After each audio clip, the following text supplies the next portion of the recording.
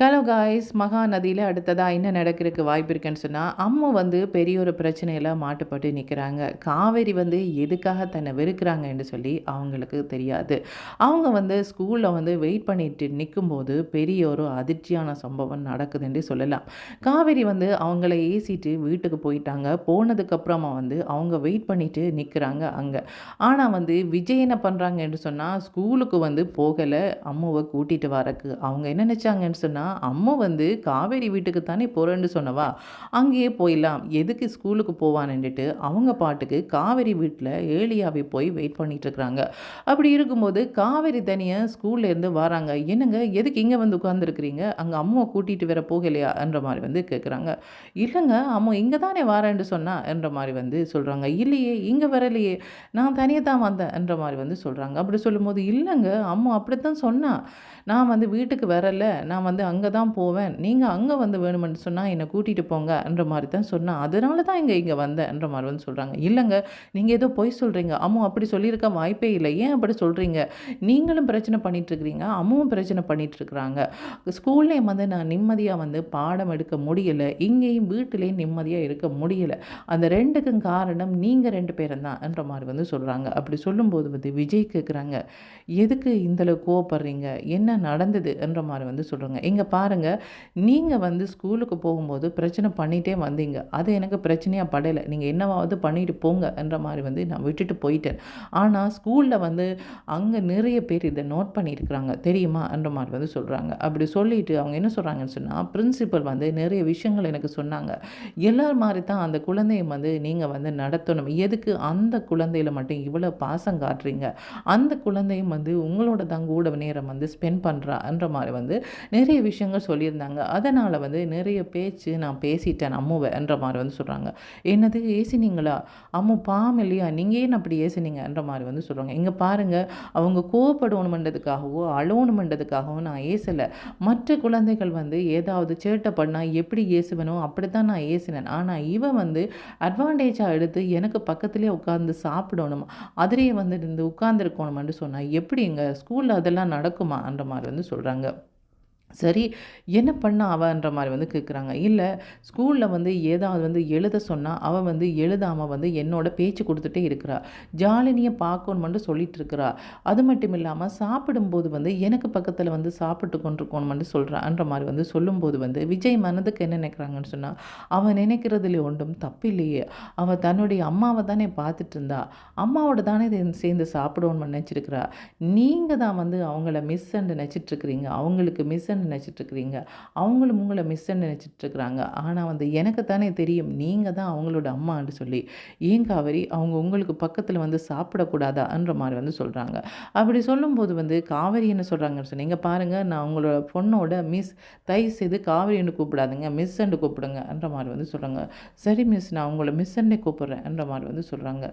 சரி, இப்போ அங்கே தான் நிற்கிறாவா, நான் போய் கூட்டிகிட்டு வரேன்ற மாதிரி வந்து சொல்கிறாங்க. இருங்க நானுமே வாரேன்னுட்டு காவேரியுமே கூட போகிறாங்க. ஏன்னு சொன்னால், அம்முவை தான் வந்து திட்டிட்டு வந்துட்டேன், அம்மு வந்து இங்கேயும் வீட்டுக்கும் வந்து இவங்க கூட்ட போகல, அங்கே வந்து ரொம்பவே அழுதுட்டு நிற்பாங்க நினச்சிட்டு அங்கே போகிறாங்க. அங்கே போனால் அம்மு அந்த இடத்துல இல்லை. என்னங்க இதில் தாங்க நின்றாங்க, இதில் தான் நிற்கும்போது நான் பேசிட்டு வந்தேன்ற மாதிரி வந்து சொல்கிறாங்க. அப்படி சொல்லும்போது விஜய் என்ன சொல்கிறாங்கன்னு சொன்னால், ஏங்க அவங்க வந்து வரமாட்டேன்னு சொல்லி அடம் பிடிக்கிறாங்கன்னு சொன்னால் எனக்காவது ஃபோன் பண்ணி சொல்லியிருக்கலாமே, அம்மா வீட்டுக்கு வரலை இங்கே தான் நிற்கிறான்னு சொல்லி நான் இங்கே வந்திருப்பேனே என்ற மாதிரி வந்து சொல்கிறாங்க.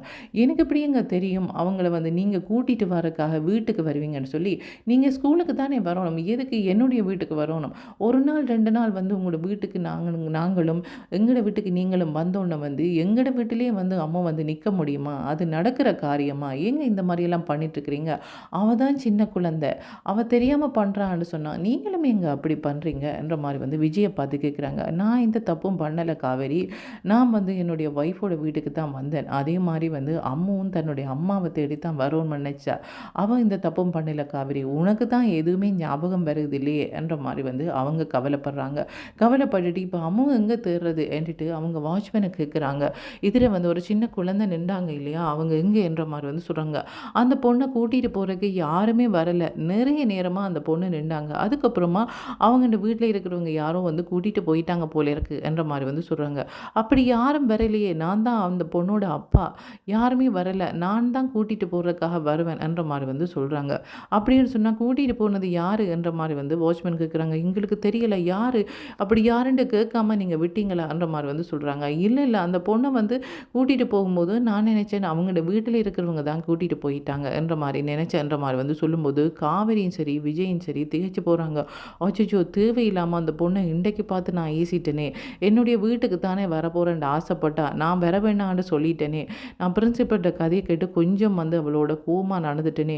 எங்க போனாவோ தெரியல என்ற மாரி வந்து நினைச்சு கவலைப்படுறாங்க. அதே மாரி வந்து விஜயும் வந்து இவங்க தான் இப்படி சொல்றாங்களே! நானும் வந்து அம்மாவோட வந்து கொஞ்சம் வந்து அக்கறையா இருந்திருக்கலாம். நானும் வந்து அலட்சியமா வந்து விட்டுட்டேனே! காவேரி தானே அங்க இருக்கிறான்னு நினைச்சுட்டேனே! ஆனா காவேரிக்கு வந்து தான் தான் வந்து அம்மான்றது தெரியாதே! அதனால வந்து காவேரி அக்கறையா இருந்திருக்க மாட்டா தானே! எல்லா ஸ்டூடெண்டோடையும் எப்படி நடந்து கொள்றாவோ, அப்படித்தானே இருந்திருப்பா.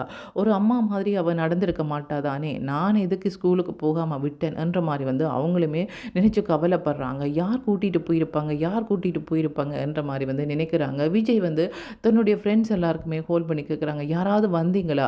அம்மாவ கூட்டிட்டு போனீங்களான்ற மாரி வந்து கேட்குறாங்க. இல்ல என்ற மாரி வந்து சொல்லும்போது, ஓடி போய் விஜய் என்ன பண்றாங்கன்னு சொன்னா, போலீஸ்ல கம்ப்ளைண்ட் பண்றாங்க. கம்ப்ளைண்ட் பண்ணிட்டு எல்லா இடமுமே தேடி பார்க்குறாங்க. அம்மாவ கூட்டிட்டு போனது யாருன்னு சொன்னா, ஏற்கனவே வந்து விஜய்க்கும், காவேரிக்கும் பகையான ஒருத்தங்க இருக்கிறாங்க இல்லையா? அவங்க வந்து விஜயும், காவேரியும் சேர்ந்து வாழுறாங்க.